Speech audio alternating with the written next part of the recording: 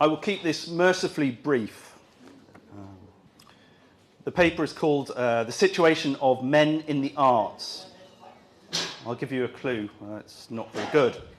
My name is Alexander Adams. I'm an artist and I've worked as an art critic for 15 years. This year, my book, Culture War, was published. It deals with the intersection between identity politics and the arts. It includes a few pages about quota programming in the arts intended to exclude male artists. This short talk will explain the situation in the public arts sector regarding jobs and opportunities for men and how they are being deliberately restricted. Most of this relates to the fine arts, but you'll be very aware of the way this is mirrored in the commercial and popular arts. For various historical reasons, women rarely worked as artists before the 1890s. This led to few great women artists. This means few women artists in the canon. This causes the perception that women were excluded from the canon because they were women. This encourages the belief that historical gender disparities persist today. This contributes to the narrative that quotas and preferential treatment are necessary redress for persistent injustice. You'll recognise this sleight of hand in many areas where gender-based lobbying happens. A historical truth about unequal treatment is picked up by feminists and applied to disparities today that come from completely different causes. This is taken as a justification for preferential treatment and used by pressure groups to influence government policy and arts organisations. Working on the basis that men have an unfair advantage, arts bodies are encouraged to favour women over men in staffing, programming and audience outreach. Do men have an unfair advantage in the arts? Well, let's have a look at the figures. Starting last year, I set out to assess if women faced obstacles in the fine art world. Mandatory reporting to the British government in 2018 disclosed that women comprise 56% of the workforce in the UK arts sector, with an earning differential of only 2.6% unfavourable towards women in median income, mainly due to fewer women in top positions. Starting in July 2018, for 12 months, I collected data from English language press releases that I encountered every day as a critic. If women in the arts faced obstacles that their male colleagues did not, then surely this would be reflected in the daily data. I discovered that in new appointments to positions in arts organisations, women outnumbered men. Overall, 63% of appointments were women and not to minor positions. The press releases related to senior posts. At this rate, in an already female-dominated workforce, the arts in the UK will soon become controlled primarily by women.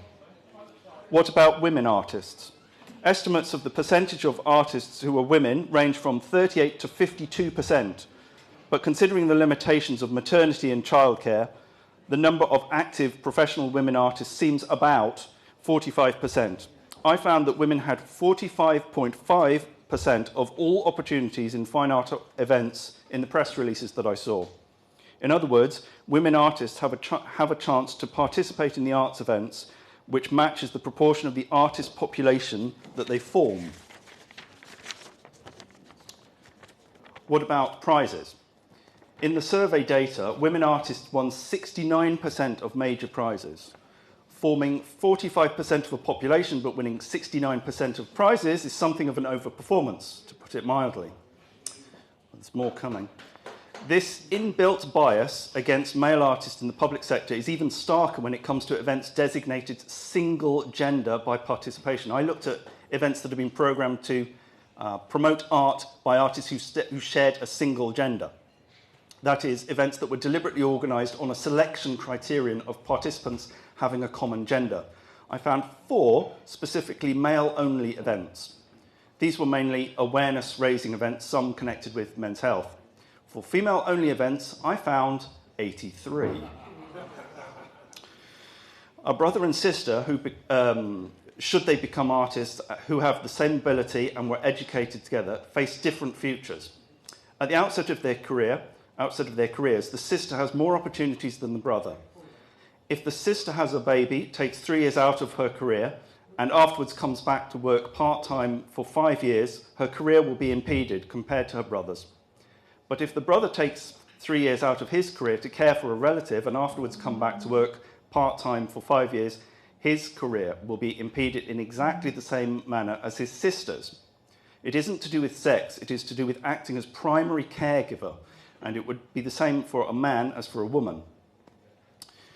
When a woman comes back to art, just as at the outset of her career, she has more opportunities than her brother. As far as I'm aware, there are no prizes, stipends, grants, honours, societies, exhibitions, and even whole galleries reserved exclusively for men, whereas there are a number reserved exclusively for women. Did you know that the Mayor of London, Sadiq Khan, he's behind you, no, has instructed London Underground that they cannot consider submissions for art made by male artists for London Underground promotional material. And that's true. If you search, you will find a host of awards, prizes, and societies designed to benefit women and only women. Women have measurably more opportunities than men in the arts, justified on the basis of historical oppression which has not applied for 60 or arguably over 100 years. In terms of appointments and prizes, women do disproportionately better than men. However, the impression of unequal treatment and unequal opportunities has been nurtured by feminists in order to extract privileged treatment in terms of special programs, quotas, bursaries, prizes, and favourable reception in competitive situations at a time when women face no institutional disadvantages in the arts. Multiple unrelated juries, appointment panels, boards of directors, and other powerful influencers have absorbed the feminist narrative and seek to do their bit by favouring women. Overall, the result is the hyper-privileging of women in the arts, a field which is not only very socially liberal, but also protected by subsidy, public employment, and civil service status. In other words, in the public sector of museums, local galleries, and NGOs, there is limited influence of competition, commercial imperative, and performance-related rewards. This allows a culture of patronage to develop, which protects favoured groups and grants them benefits as clients. Women in the public arts sector now have a decided advantage over men. Contrast this with the lacklustre performance of women's art at auction. In the unregulated open market, women artists fare poorly, attracting lower prices overall. A recent study calculated that the average price of women's art at auction was 47.6 that of the average price of art by male artists. One interpretation is that the market is sexist and demonstrates ingrained prejudice against women's art. It's possible.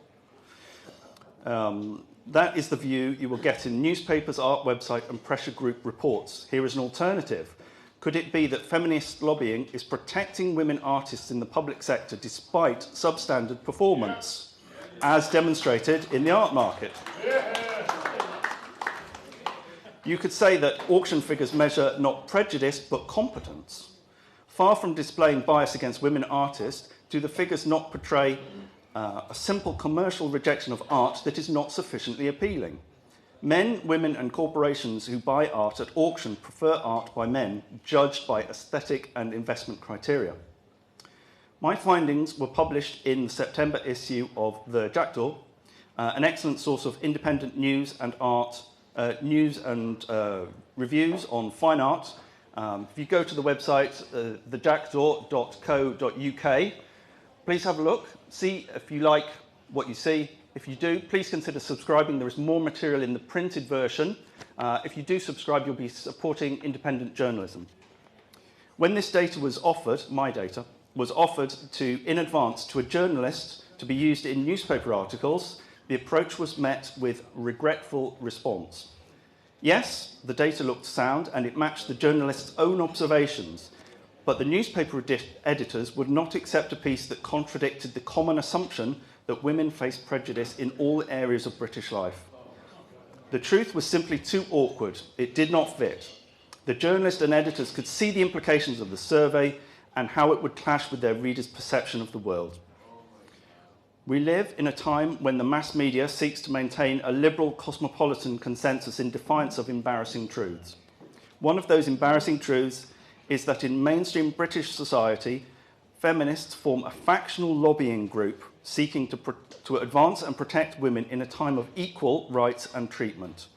Rather than study data and allow that to inform general opinion and public policy, an established elite believes that erroneous assumptions and costly investments must be protected by suppression of data.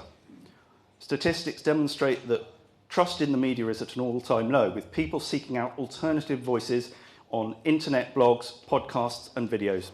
That is why independent journalism and outlets for staunchly committed commentary and political dissent are more necessary now than ever before. Events like this one allow us to exchange information and speak the truth in a time when newspapers will not publish the figures you have heard tonight. Please remember and share this information. Thank you.